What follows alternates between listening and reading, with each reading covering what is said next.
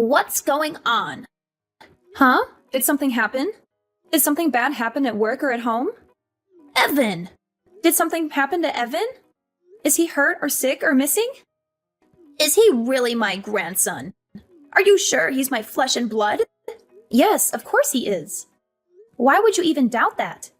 He's your son's child, and he looks just like him. Oh, really? I wouldn't know because I've never seen him. Why are you sheltering him from me and the rest of the world? Your parenting practices are very questionable. You're keeping him away from me and from other people who could teach him valuable lessons and skills. I'm not sheltering him from anyone. Whenever we walk around the neighborhood, I make sure he says hello to all of our neighbors. I'm not trying to prevent you from seeing him or anything. We just went over to your house 2 weeks ago. You're exaggerating and being paranoid. That's not enough. He's going to know the people in his neighborhood better than he knows his own grandmother. You're being very inconsiderate. Think about how that looks for me. You're depriving him of a close bond with me and a sense of family and tradition. Mom, listen. We've discussed this before. Wanting to see your grandchild is one thing. It's totally different to want to see your grandson so you can force him to do what you want. You invited him over, saying you wanted to play, but you made him rearrange your living room with you. You tell everyone he's going to Harvard, so you force him to study instead of letting him play outside. It's no wonder he doesn't want to come over that much. You use him as a tool to fulfill your own agenda and to impress others. You don't let him have fun or be himself. You make him feel stressed and unhappy whenever he's with you. What are you saying? How dare you talk to your mother-in-law that way? Are you accusing me of being a bad grandmother and a bad person? How disrespectful and ungrateful of you. You should be thankful that I care about him and that I want the best for him. Trust me, I want Evan to have a good relationship with you. But that's not going to happen if you keep making him do things he doesn't want to do because you think it's right. I appreciate that you love him and that you have good intentions for him. But you need to understand that he's his own person and that he has his own dreams and preferences.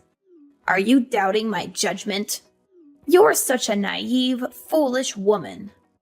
I've been on this earth far longer than you have. I know what's best for him. You're really failing as a parent. I think you have a lot to fix about yourself before you can continue to raise your son. Yeah, okay. I'll get on that. Sure, whatever. I'll do that right away. By the way, when are you expecting your baby? James told me the news. You're having another child, right? Why did you keep it a secret from me? Why didn't you share this wonderful news with me as soon as you knew? Oh, my bad. We've been very busy and stressed since we learned about it. This is what I mean by your mistakes and flaws. You need to improve yourself before your second child is born and be a better mother and a better daughter-in-law. I'm warning you now. You better have a daughter this time or you'll face the consequences. What is that supposed to mean? I can't choose the gender of my baby. It's determined by nature and chance. I don't care about that. What if you have another rude and disobedient son like Evan? This world needs more females, not males who cause trouble and violence. And I'll be the one who decides what to call her. Don't you even think about arguing with me or defying me on this matter. Excuse me? You can't be serious. I've always dreamed of having a little girl of my own. It's not my fault that my marriage ended before I could have one. James is my only son and my only chance of having grandchildren. I suppose technically you are my daughter by marriage, but I don't think of you as my daughter at all. You're nothing like the daughter I wanted or imagined. Just give me this one small thing. Won't you let me fulfill my lifelong wish? So basically you're saying, shut up, I'm going to choose your daughter's name. Is that about right? Exactly. Yes, that's exactly what I'm saying. Wow. The parents of a child are the ones who name it. Have I made myself clear? A mother-in-law's authority is supreme. Everyone knows a daughter-in-law must obey whatever her mother-in-law demands. I won't tolerate any arguments or complaints from you. It's already settled. I'll be accompanying James when he comes to see you in the hospital, and I'll inform the doctors of the name I've selected for her. Let me know as soon as possible if you're having a son or a daughter. Do you understand what I'm saying? You're having a boy? Yes. I told you that I wanted you to have a girl. You're useless. I heard James was so disappointed like I was. Mom, I don't care if I have a boy or a girl. No matter which it is, I'll love them the same. I've never seen James like that before. He went into a rage and was screaming at the top of his lungs. He did that? Yes, he did. He was screaming, "Why isn't it a girl? Do something, you pathetic excuse for a doctor." He grabbed the doctor by his jacket and screamed in his face. It took 4 nurses to get them separated. Then he directed his anger at me. He screamed at me until he lost his voice, then stormed out and went home. He went that crazy just because we aren't having a girl. He didn't listen to me at all. Maybe if you talk to him, you could calm him down. I'm not going to do that. What? Oh, based on what you're saying, James did nothing wrong. He feels the same way I do. We both want a girl. I tried telling that to the doctor too, but I guess he didn't listen. I've been calling him every day. You have? What do you think he could do? Of course I've been calling him. What good is he if he couldn't make you have a girl? James's reaction was only natural. A hospital is nothing more than a service, and we're the customers. Are you insane? I can't believe this. Do you really think the doctor could do anything about me having a boy or a girl? Nonsense! I did my research. Science and medicine have come a long way. Shut your mouth if you don't know what you're talking about. Ugh, another boy. Have you thought about terminating it? Absolutely not. What's going through your head? All right, then I guess we have no other options here. You need to give that baby a sex change. That is the most insane sentence I've ever heard anyone say. Why? People do it all the time. I was born a boy, but in my heart I'm a girl, blah, blah, blah. Haven't you heard anyone say that? People get surgery for it all the time. We're just going to save time and do it right after he's born. Don't worry. I'll pay for it all. That's what I decided, and my word is final. Understood? Kathy, are you listening? Yeah. I just had to go and throw up. Don't try to fake morning sickness. You're not fooling me. Everyone knows there's no such thing as morning sickness with your second child. It's not morning sickness. What you just said literally made my stomach turn over and made me sick. What do you mean? I've never heard anyone say something so horrible and disgusting as changing a baby's gender the second it's born. Aside from the fact that you've gone and decided that selfishly on your own, do you think there's any doctor on earth who would perform that surgery? Ugh. There's another one of your flaws coming out. You have no idea what the modern world is like. I told James not to marry you. I wish you would have listened. If you don't change that attitude, I'll be forced to take drastic measures. Go ahead. I'm sick of talking to you and listening to your ridiculous and horrific demands. I'm not listening to another word. Kathy, is everything okay? You seem a bit off lately. What do you mean? Yeah, everything's okay, I guess. Why do you ask? What's with all this stuff that just got sent to our house? It's like someone is moving in. I don't remember sending you anything. Are you sure it's for us? It's not a package. It's suitcases and boxes. It just showed up. A moving truck showed up and unloaded about 10 boxes and suitcases. They're labeled clothes and furniture. What do you mean? I didn't send anything like that. Huh? You don't know what I'm talking about? I opened one of the boxes, and your clothes and bags and a bunch of other stuff were inside. It looks like it was all just thrown in. None of it is folded. What? That's so strange. I have no idea why that would be sent to your house. Do you have any idea why all of this would be sent here? Is everything going all right with James? Mom, I'm going to come stay with you and Dad, if that's okay. I have off for the next 2 days. James and I are going through some stuff right now. Of course, no problem. I'm here if you want to talk about what's going on. We'll make sure everything is ready for you when you get here. Hey, Kathy. Did everything make it to your parents' house? I knew you were behind this. No need to repay me for the moving truck. It was my pleasure. Of course, James thought it was a good idea, too. We sent over the divorce papers, too. They'll probably arrive tomorrow. Be a good girl and sign them ASAP. Divorce papers? James and I haven't decided on anything regarding a divorce. That's something a husband and wife decide, not the mother-in-law.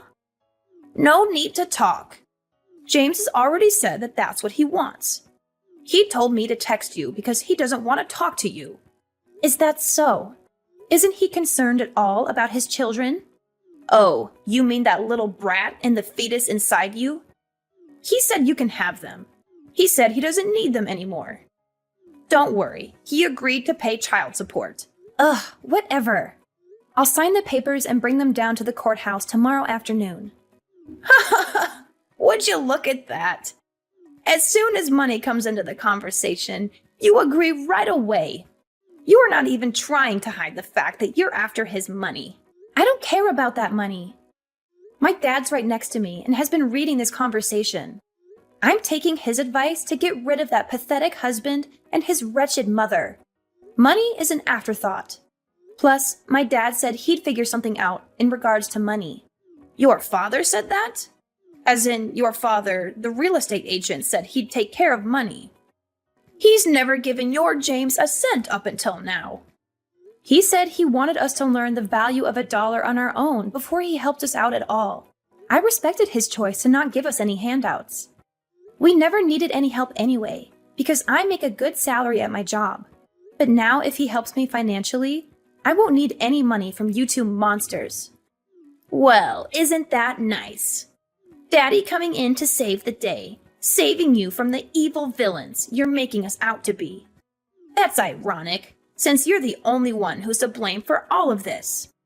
You're the one who just couldn't make my wish come true and have a girl. I've got to ask, why are you so obsessed with me having a girl? Well, isn't it obvious? We'd put her in lessons from a very young age. She'll learn to sing and dance and become a little superstar. Once she gets scouted and becomes famous, she'll thank me by paying for anything I want for the rest of my life. I saw something like that on the news a little while ago. If she has James's genes, she'll be gorgeous. On the other hand, a boy will be completely useless to me. Unbelievable! You only care about how to use the child for your own personal gain. Isn't it natural for a child or grandchild to care for the people in their family? If you don't want any child support, that's fine. Don't come running back to us when Daddy runs out of money to give you. Sure, whatever. In return, I want you and James to never contact me or my family ever again.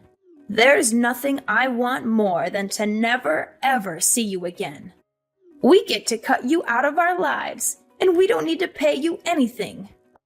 Oh, what a dream. Well, then there's nothing left to discuss.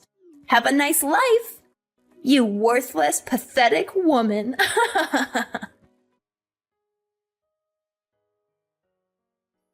Hello, Sandra. It's been a while, huh? How have you been, huh? Who's this? What do you mean? It's me. I had the displeasure of having your daughter marry my son for a little while. It's Kyle. Oh, I wasn't sure who it was because I thought my daughter very clearly told you never to speak to any of us again. Trust me, I wish I didn't have to. But there's something I really need to talk to Kathy about. For some reason, I can't get a hold of her. Is that right? So what could you possibly have to tell my daughter? Well, James got married last year. I see. Congrats. It's nothing to congratulate me on. What's that supposed to mean? His new wife is awful. She doesn't listen to anything I say. She always talks back to James, too. She's too abrasive and dismissive of our advice and requests. Oh boy. Sounds like a real problem. The worst part about it is she doesn't want to have any kids. Well, it's becoming more and more common these days for married couples to decide on not having kids. I don't care about other couples. Isn't it a woman's duty to listen to her mother-in-law's wishes? It's completely unacceptable. So that's what I wanted to talk to Kathy about. I was wondering if Kathy could take James back. Excuse me? In a few years, I think I'm really going to slow down. I'll need someone to look after me. I don't think this new woman is going to help me at all. So let me get this straight. You want Kathy to come back so she can take care of you when you get old and feeble? Oh, not just that. If she comes back, I'll forgive her for having a boy instead of a girl like I wanted. I won't say anything else about her having a girl. What do you think? I don't even have to ask her. It's a resounding no. What? He's married now. What is he going to do about his new wife? Well, of course I'll have them get divorced. She's not a good fit at all in this family. That's what I thought. I don't think there's a woman on earth that's a good match for your family. Pardon me? Actually, I'll put it this way. You and your son are not a good match for my daughter. There's absolutely nothing you can say or do to convince me to let Kathy go back. Is that so? Like mother, like daughter, right? Oh, you're both disrespectful. Not to mention you're both good at getting on my nerves. Fine. I'm never going to contact you ever again. Really? Oh, that's great. I don't need a worthless woman who can only have boys. Oh, by the way, we named the baby Ricky. What? Kathy said she wanted me to be the one who named the baby. It took me a while to think of a name, but I really liked Ricky. Once she was born, she really did look like a Ricky. What are you talking about? Wait 1 second. Yes? Your daughter had a boy, didn't she? Nope, it was a girl. What? You didn't know? Of course not. The doctor said she was having a boy. Oh, that's right. Turns out the first ultrasound didn't get the best view of the baby. After the third checkup, the doctor confirmed she was having a girl. Oh, she's the cutest little girl on earth. She really resembles my daughter. I don't believe you. I know you're lying to get on my nerves. I'll have to come over there and see for myself. Do not come anywhere near us. If you really don't believe me, I could send you a picture. Never mind. Not going to happen. We've decided as a family to keep my granddaughter's identity private. There are a lot of crazy people in the world. You being one of them. Did she really have a girl? Yes, she did. Speaking of little Ricky, I have to go pick her up from preschool. Wait a second. Okay? Sandra, please. What? My life these days has been miserable because of my son's new wife. My son doesn't do much for me anymore either. There's a chance they might kick me out of their house. Oh.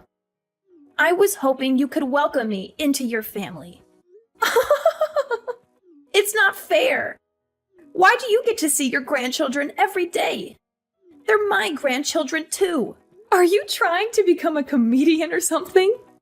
It's not a joke. I'm being serious. Please, just try and convince Kathy to change her mind. Give me a second to think about that. Absolutely not.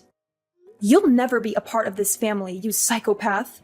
Have you already forgotten what you put my daughter through? Stop! That's all in the past. Water under the bridge. I want to see my grandchildren. You're the one who didn't care about what happened to them. We have no obligation to let you see them. You're such a stupid woman, aren't you? You're so selfish keeping your grandkids all to yourself. You're horrible. How do you expect a woman like me to live on my own if they kick me out of their house? If anything happens to me, it's your fault. You'll be fine. I actually came up with a great idea. What is it? Get a sex change. Science and medicine have come a long way. Shut your mouth. I'm going to block your number if you say stupid things like that. Sandra, are you there? After that, my ex-mother-in-law unexpectedly arrived at my parents' house and caused a huge commotion. We had seen this day coming, which is why we had packed our bags and moved out of our old house 2 years ago. We felt bad for the poor people who had bought our old house and had to deal with her. My mom filled me in on what she had learned from the neighbors. James and his new wife had finally had enough of her and had thrown her out of their house. She now lives by herself in a dirty and tiny apartment, squandering her money and crying about how awful her life is. Her husband had made a terrible mistake in marrying her.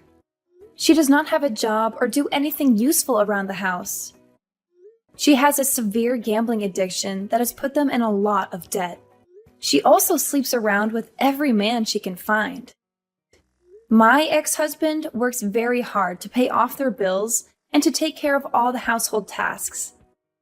He changed his number and texted me, pleading me to come back to him, but I ignored him. I would never leave my parents, who have been so kind and helpful in raising my children. Our lives are much more peaceful and happy without those two horrible people in them.